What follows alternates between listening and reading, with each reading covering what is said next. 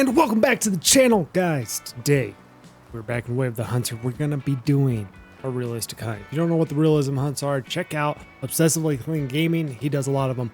Or check out the playlist on my channel to get a better understanding of it. We're on Nez Perce Valley. We've got a few tags in the pocket. Going after whitetail, mule deer, and predators if we see them. So if you like this kind of content, be sure to hit the subscribe button, hit the share button, like button, the bell notification, turn on all the buttons. And without further ado, let's jump right in. Okay, I found a great spot for glassing, and I thought I saw something, so I pulled out the rifle scope. I saw these wolves coming up over the hill. Now, for those of you that don't know, Nez Perce Valley is located in Idaho. Idaho reintroduced gray wolves, and everything's been eerily quiet this morning.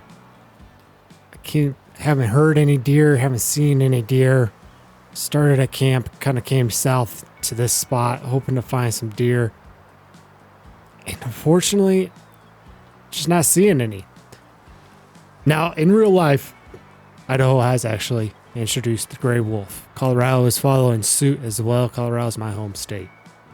And my favorite animal growing up was the wolf. I love wolves. I still love wolves. I think they're great animals. I think they need to be in the landscape. They're essential to the ecosystem. The unfortunate thing is when we introduce wolves like this,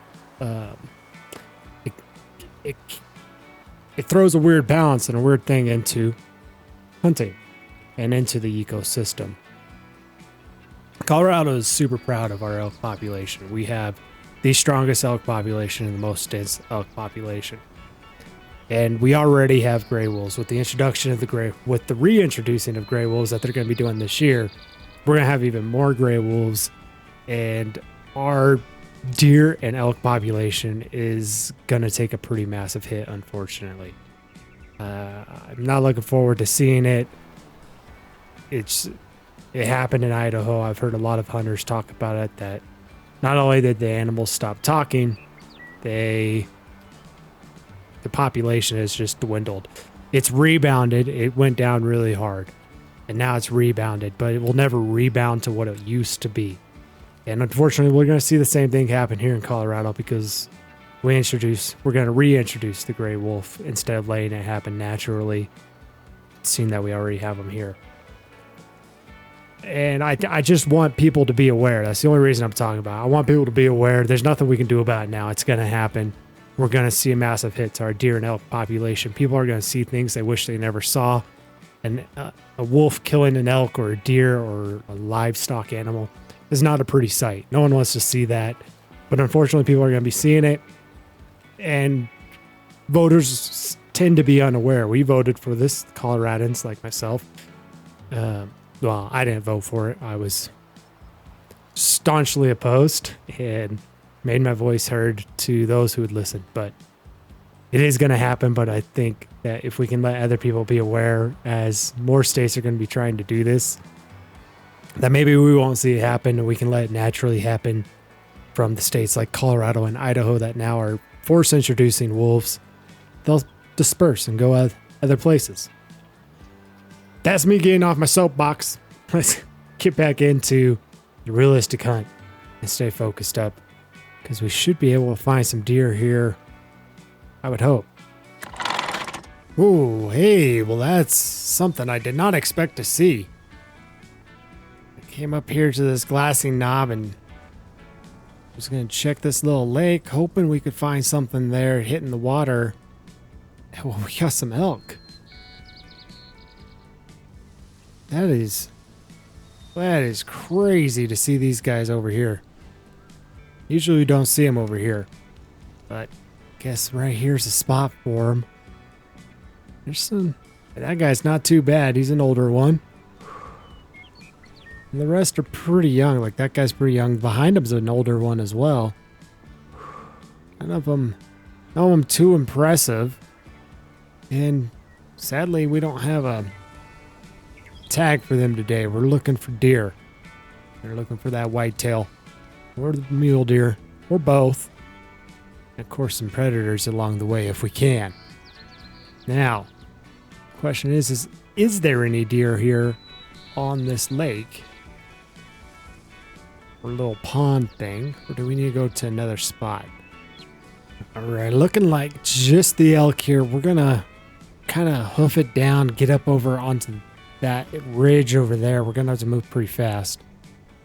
Because there is a lake over there. If we look at the map, we're here. I want to get to here. Now, right there's the ridge line. If we can hoof it and get over to here, we might be able to see some deer in there. Not, we can follow down kind of the riverside. Hopefully see some more. We also have one over here we could run to, but I think this one's a little closer. We're going to have to embrace our Cam Hanes and start running. Ooh, there we go. Found some deer. Looking like white tail too. Can't really get a good look at them all. There's some bucks in there though. I'm gonna throw a deer grunt out at them. I'll do one that'll bring in a big buck. We got a call from a doe right away. Oh, got one to call back. Got one to call back. That was a grunt back. We got some more over there too. Those look like mule deer. And that's an old doe, it looks like. Oh, that's a big mule deer. Oh my gosh. That was a big mule deer. Didn't even see that guy. Had to bring the rifle scope out so I could get a better look at these animals. That's a really big mule deer. He doesn't seem interested in my call. There's a smaller one there. That guy's very good looking. He could age a little more, I'm pretty sure. Oh, hello there. Got a whitetail coming in. He's a good looking whitetail too. Very good looking whitetail. Let's get the scope out. Not the crossbow. That might be what we take this guy with, but I want to see this guy through the scope. He's older. He's a good-looking whitetail. He's definitely older. Oh, shoot. I just fell. I hope we didn't spook him. He's alert. Okay. Need to let this guy calm down a little. Okay, our deer are starting to act up. I think our whitetail's over here. Bigger whitetail. Is that him? No, that's a mule deer. Okay. Where's my whitetail? I'm looking for my whitetail. I was going to take the whitetail. That's not him.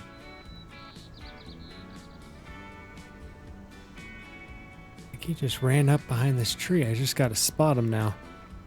There he is. That's him there. Yeah, that's a guy to take. He's a little over 200 yards. It's a terrible angle. I need him to present a better shot. There it is. That was a perfect shot. Perfect shot. Instantly put him down. That one finally took off. Now I gotta figure out how to get off this mountainside without hurting myself. Alright, after a sketchy climb down that mountainside, we did get down safely. Little minor bumps and bruises, but here's our whitetail. Good looking guy. Let's see, he's a little 5x5? Yeah, a little 5x5. Let's see. I'm with a great double lung shot from 229.3 yards. He was a 3-star mature with 74.91% genetic potential, scoring 367.1. It's honestly a really good one to take. I mean, I would have loved to have gotten like a 5-star, but finding a 3-star mature that wasn't going to become a 5-star and taking him, perfect. Now, with him out the way and that tag filled, we need to find ourselves a mule deer. The tough decision there was whether we take him or one of those mule deer in that herd, because there's so many good mule deer, but we decided for the whitetail first, see if we can't find something a little better for the mule deer. All right, I jumped some mule deer. I tracked them back over to here, and there's one there. Good looking mule deer coming up. Not sure if he's the only one. I put out a grunt to see what we could get to come up. He's looking pretty good.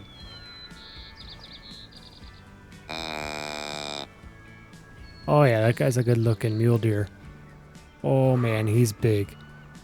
He's a big mule deer.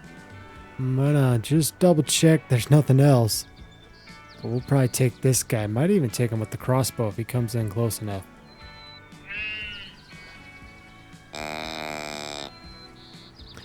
I'm really nervous to try and take this guy with the crossbow because he is like coming in quick. But I am kind of exposed right here. I think we're good.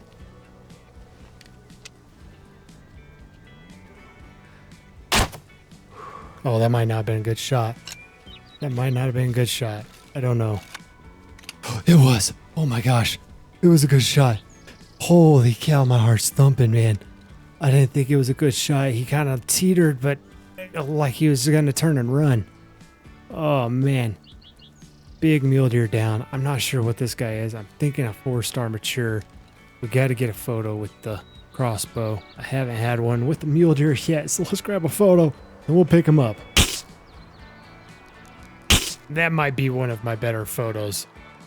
And moment of truth on this mule deer. I just see that. I think he's just clipping in the ground. I'm pretty sure he's forked there on the front. Oh boy. Got him with an artery right lung. Just barely clipping the artery. Bunch of cavity damage on the artery and the right lung. No heart. We're a little high and to the left.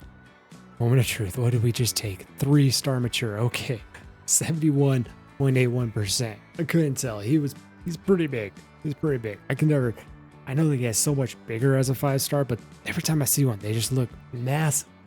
They just look so big. I mean, look at this guy. Just so big. And that's what it is here, he's really big on his left, and then his right isn't as big. So we can see the difference there. That's kind of almost a 5-star, 4-star rack there. And that's just for sure a 4-star, 3-star mature rack on his right. And I think it has to be a little bit bigger. But either way, I'm happy. That was a great find. Stalked in on this guy, called him up to us. I don't know how far he was when we shot him. 21 yards, so I estimated that perfect. Kind of thought he was about 22. Ooh, man, I'm glad we got that guy. It was quite a hunt trying to find a mule deer. The whitetail we found pretty quick, and then trying to find a mule deer was a little difficult in an area we've never been in.